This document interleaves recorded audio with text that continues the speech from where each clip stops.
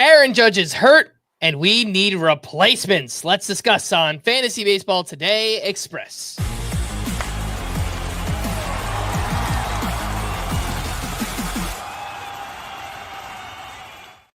Welcome into FBT Express on Monday, July 28th. I am Frank Stampfl, joined by Scott White, and the hits keep on coming for the Yankees. They lose the best hitter in baseball, Aaron Judge, to the IL with a right flexor strain. And the good news here is there's no ligament damage. He's received a PRP injection in his elbow, is expected to avoid surgery. He won't throw for 10 to 14 days. And Scott, based on some things that you read, you think this could be a pretty short-term injury? What do you? Yeah, that's what it sounds like.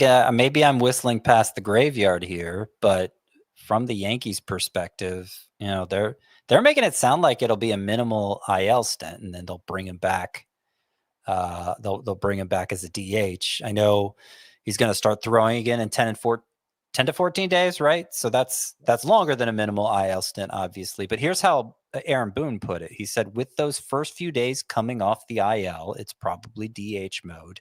Then he'll start throwing and hopefully get back to the outfield shortly thereafter. So it sounds like activation as a DH is going to happen prior to that 10 to 14 day window to start throwing.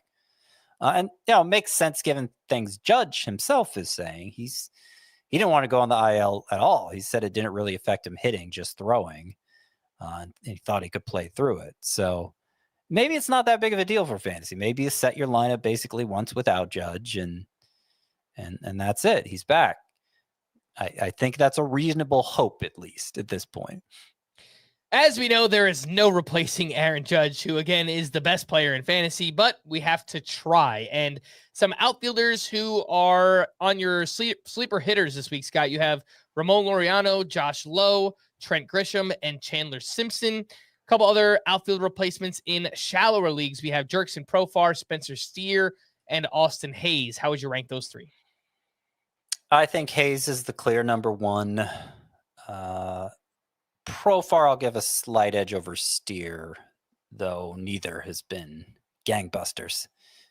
All right, some names in medium-sized leagues. We have Tyler O'Neill, Jordan Beck, Mickey Moniak, Tyler Freeman, Angel Martinez. So mostly for 5 outfielder leagues here, Scott, but do any of those names stand out to you? Again, Tyler O'Neill, Jordan Beck, Moniak, Tyler Freeman, Angel Martinez. I don't have strong preferences here because I don't have strong confidence in any of these players. I think Beck, if you're committing to somebody for the rest of the season, Jordan Beck seems the most bankable. But hopefully this is a short-term absence for Judge, so you're not thinking rest of season, in which case I might lean toward Tyler O'Neill for this upcoming week because I like the Orioles matchups better than the Rockies. 3 of the hitters you listed here are Rockies. And O'Neill is homered in 3 straight games, so hopefully he can keep that going.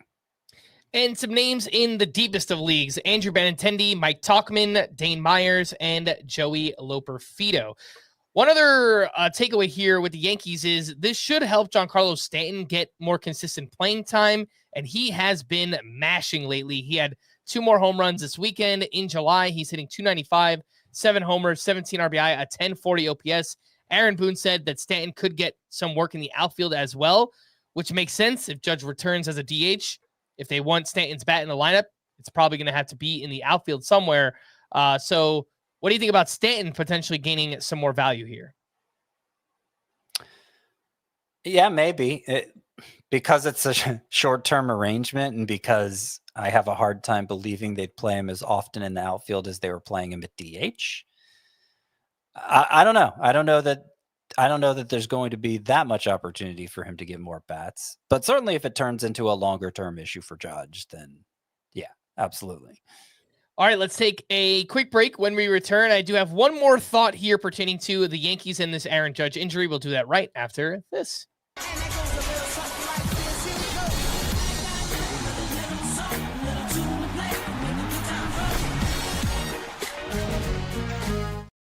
Welcome back in FBT Express. Again, Aaron Judge placed in the IL this weekend with a flexor injury here. And one of my first thoughts was that the Yankees might call up their outfield prospect, Spencer Jones, who has been destroying it at AAA, 13 home runs in 19 games. but that was shot down. He's also now dealing with a sore back, so it's weird timing. The trade deadline is coming up and stuff. I don't think he'll be part of a trade, but I guess it is a possibility here, Scott. Are you looking to still stash Spencer Jones? Do you think there's more of a likelihood now with this Judge injury that he gets called up? Again, if it turns into a long-term thing, which it doesn't appear to be, then that's a possibility. I agree that I don't think he's going to get traded, in part because the prospect return for both Josh Naylor and Ryan McMahon was so light that it just doesn't seem like the market is trending that way of big prospects being required to acquire useful pieces. So Jones is the most headline grabbing prospect right now. Can't imagine what player the Yankees would get to justify giving him up. All right, let's have a quick conversation here, wrap this up, talking about Nick Kurtz, who on Friday, who had one of the best games you will ever see. 6 for 6 with 4 homers, 6 runs, 8 RBI, 19 total bases, the youngest player ever with 4 home runs in a game. He is spraying them all over the park. It's not just pull power. I mean, it's power to all fields, oppo, center field, pull, anywhere, any way you want to look at it. Nick Kurtz, guy looks legit. And on our full-length podcast, guy, you brought up the possibility of Nick Kurtz even being the number 1 first baseman drafted next year. And yep.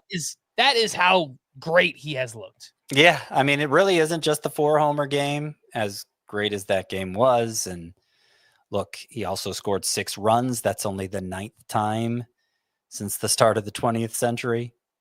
Is in the 1900s. That's only the 9th time somebody scored 6 runs. He nearly hit a 5th home run. It was just a foot off the highest part of the fence at that ballpark. It was just like a foot below. It was maybe the greatest game for a hitter ever, quite honestly. And it continued a trend of massive production for Nick Kurtz. And it's to the point now, 3.88 head-to-head points per game. That's what Kurtz is averaging. That's for points leagues, which you wouldn't even think is his better format, because the one negative you can say is he strikes out too much. But 3.88 points per game for Kurtz. Second at first base this year is Bryce Harper, but he's way down at 3.55. So that's how big of a gap Kurtz has opened up. Number 1, number 2 in terms of points per game. And I don't have any reason to think he's going to slow down. He got to the majors after 43 games in the minors because nobody could do anything with him there. It seems like he's the chosen one. This is the prospect. This is the hitting prospect we've been waiting for. We've hyped so many, and they've taken so long to come around. But Kurtz, it only took a month, which itself is an interesting point. I mean, it's not like Kurtz came up and immediately was crushing the ball. After about a month in the majors, he was slashing 208, 259, 299, slugging just 299 with a 36% strikeout rate. He got dropped in some fantasy leagues. It's just a reminder of how much patience these guys require, because this is actually a quicker adjustment to the majors we're seeing from Kurtz than we do from most prospects of his caliber. All right. For more extensive fantasy baseball coverage, listen to our full-length podcast, Fantasy Baseball Today, on Spotify, Apple Podcasts, or anywhere else podcasts are found. Thanks for listening to Fantasy Baseball Today Express, and we will be back again tomorrow. Bye-bye.